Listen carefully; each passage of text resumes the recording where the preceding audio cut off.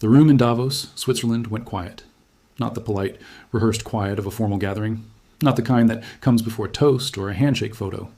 This was something different. This was the quiet of people realizing they were watching something that mattered. Something real. Something they hadn't seen in a long time on the world stage. Because when Mark Carney, Prime Minister of Canada, stepped up to that podium at the World Economic Forum on January 20th, 2026, he wasn't there to make friends. He wasn't there to perform. And he wasn't there to play it safe. He was there to say what every leader in that room already knew, but none had been willing to say out loud. And what followed didn't just go viral in Canada.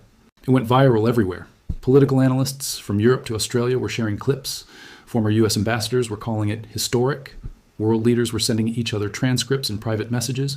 Media outlets from Al Jazeera to the BBC to CNN were running full breakdowns. And in the days that followed, the speech didn't just echo through the halls of Davos. It echoed all the way to the White House, where Donald Trump made absolutely sure that everyone knew it had gotten under his skin. This is the full story of what happened, why it happened, and why this moment may define the next chapter of the global order. Before we get into it, subscribe to Canada Today for clear, in-depth analysis on the moments shaping Canada right now. To understand why this speech hit the way it did, you have to understand the world it landed in. Because context is everything. A bold speech in a calm world is just noise. A bold speech in a world that is actively fracturing is a lifeline. In the weeks leading up to Davos 2026, the global stage had been shaking in ways that would have been unthinkable just a few years earlier. Trump had returned to the White House, and within months he had done something that most world leaders had quietly hoped would never happen. He stopped pretending. He stopped wrapping his aggression in diplomatic language. He stopped playing by even the loose rules that great powers had historically maintained.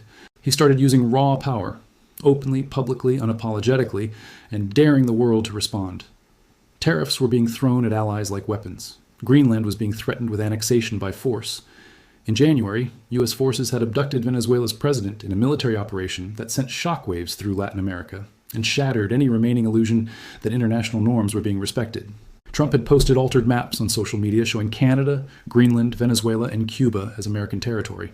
And Canada, a country that had stood beside the United States in 2 world wars, in Korea, in Afghanistan, in NATO for 8 straight decades, was being told by the American president that it was getting freebies and should be grateful. This was the world walking into Davos. A world rattled, uncertain, quietly furious, and desperately looking for someone to say something honest.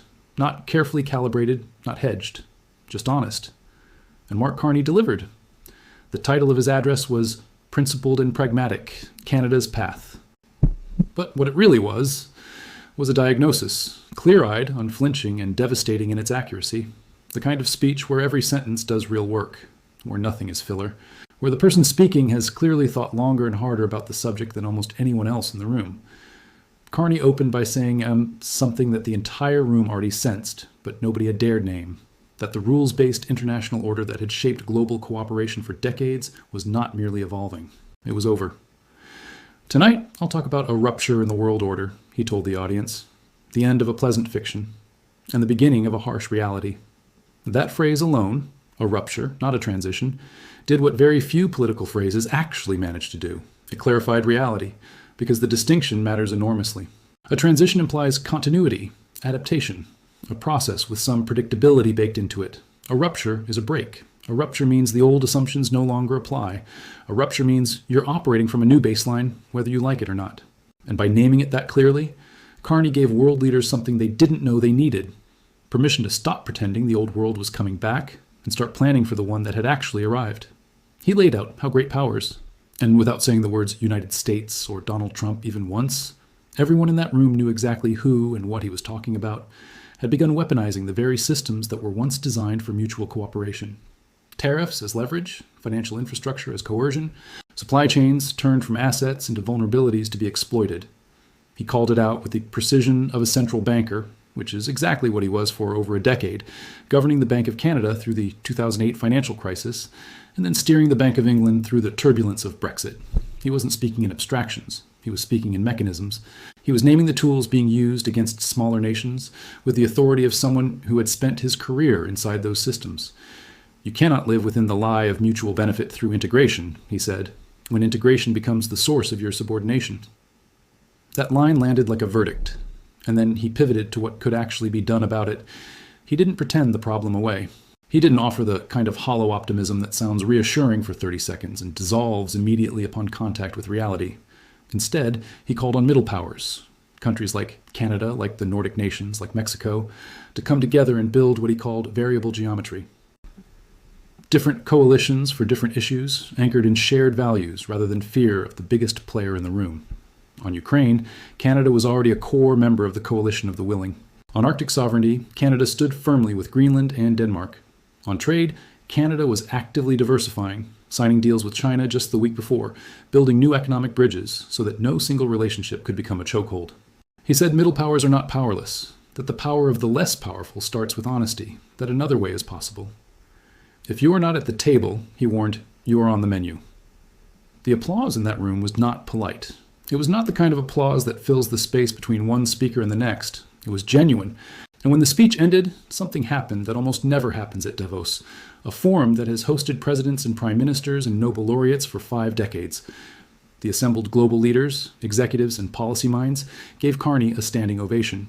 Bob Rae, Canada's former ambassador to the United Nations, a man who has watched more than his share of consequential speeches from the inside of global institutions, said afterward that he had never seen a global reaction to a speech like this one. And that is not a small statement from someone who has spent decades in international diplomacy, watching leaders come and go, watching words land and vanish. He said his former UN colleagues had been reaching out since the speech was delivered, applauding the leadership and vision on display. He called it a moment that changed the global conversation. Alexander Stubb, the president of Finland, called it one of the best speeches we've heard here in Davos this week. He praised its profound analysis of the evolving world order and its emphasis on values-based realism. Now think about who is saying that. The president of Finland, a country that shares a long border with Russia, a country that has lived under the shadow of a great power neighbor for generations, a country that understands at a bone-deep level what it means when the rules that are supposed to protect smaller nations stop being enforced. That leader was calling Carney's speech a standout moment. Alistair Campbell, who served as communications director for UK Prime Minister Tony Blair through some of the most consequential and turbulent years in modern British politics, said it was real leadership and one of the best and most important speeches of recent times. Claudia Sheinbaum, the president of Mexico, said the speech was very good and in tune with the current times. Lawmakers from both Mexico's governing Morena Party and the opposition Citizens Movement praised it publicly. The fact that it drew cross-party support in a country with its own complicated and pressured relationship with Washington was itself significant. And then there was Gavin Newsom, the governor of California, himself widely discussed as a potential Democratic presidential candidate in 2028, stood up at Davos and said something that stopped the room. He told the audience that multiple leaders inside the United States had quietly sent him transcripts of Carney's speech. Not publicly, not through press offices, quietly. Because that's how uncomfortable the truth in it was for people who were supposed to be on the American side of this equation. I respect what Carney did, Newsom said, because he had courage of convictions. He stood up, and I think we need to stand up in America and call this out with clarity. Read that again, slowly. An American governor, at an international forum, citing the Canadian Prime Minister as the model for the kind of moral courage that American leaders should be demonstrating, but weren't. He said the fact that Carney had come back from China with a trade deal on affordable electric vehicles, vehicles that were not going to be built in Michigan, showed exactly how reckless and self-defeating Trump's foreign policy had become. He said it was a remarkable thing to break down 80-plus years of alliances. That is not a normal moment. That is a window into just how dramatically the geopolitical center of gravity had shifted. And it tells you something important about Carney's speech. It wasn't just resonating with foreign leaders and allied nations. It was resonating with Americans who were watching their own country's leadership and feeling something closer to embarrassment than pride.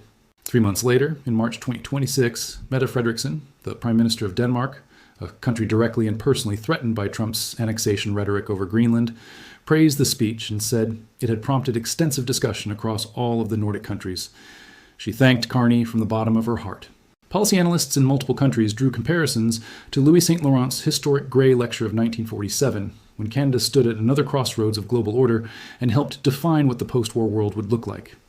The argument being made was that Carney's Davos speech had that same weight, that same potential to mark a before and after.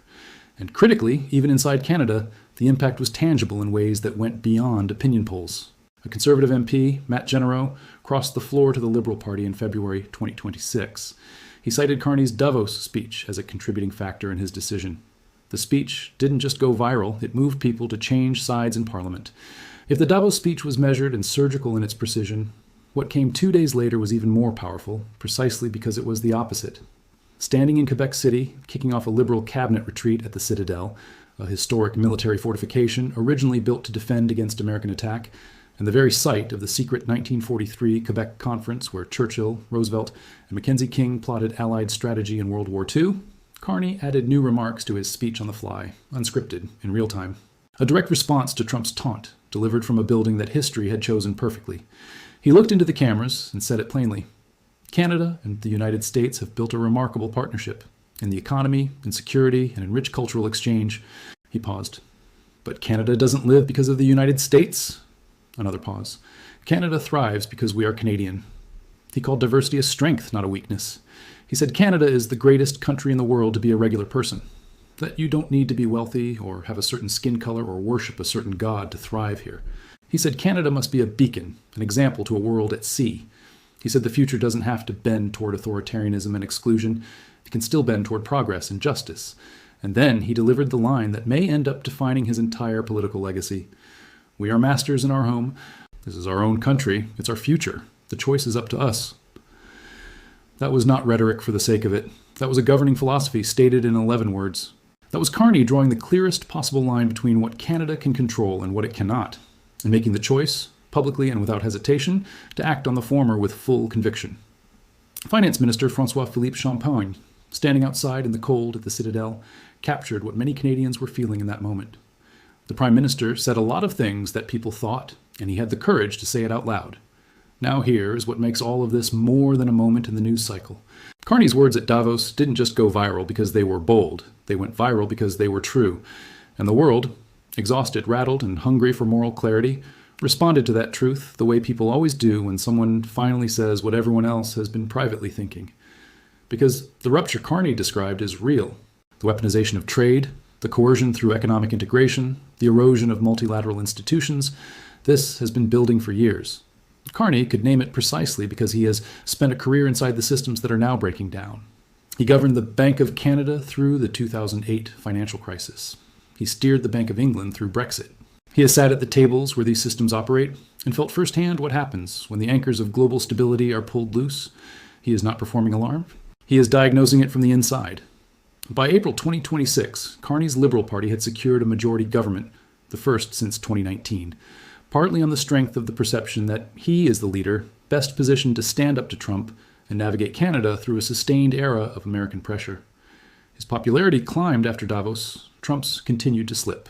And the boycott of American goods that Carney had quietly championed as an expression of Canadian sovereignty was producing real, measurable economic consequences.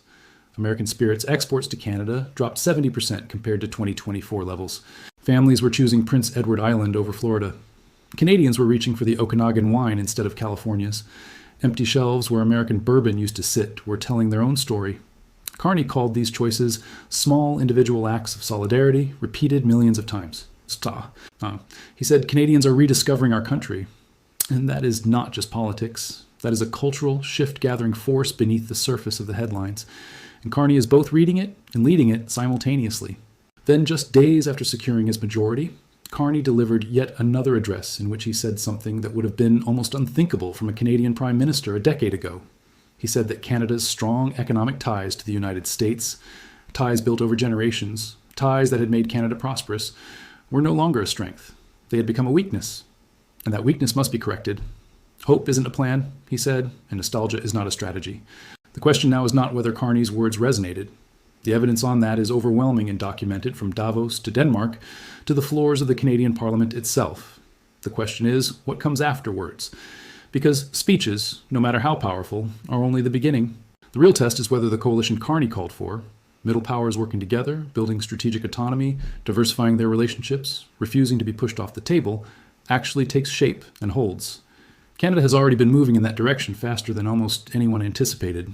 A trade deal with China signed before Davos, commitments to NATO's northern flank with investments in submarines, radar systems, and troops on the ground, full support for Greenland and Denmark's sovereignty, an unprecedented 60-plus days of foreign travel in his first year as Prime Minister, building new relationships and laying new foundations across every continent. The words and the actions are matching. For now. Mark Carney walked into Davos without Trump's name on his lips, but with everything Trump represents squarely in his sights. He delivered a speech that gave the world's middle powers both a diagnosis and a direction.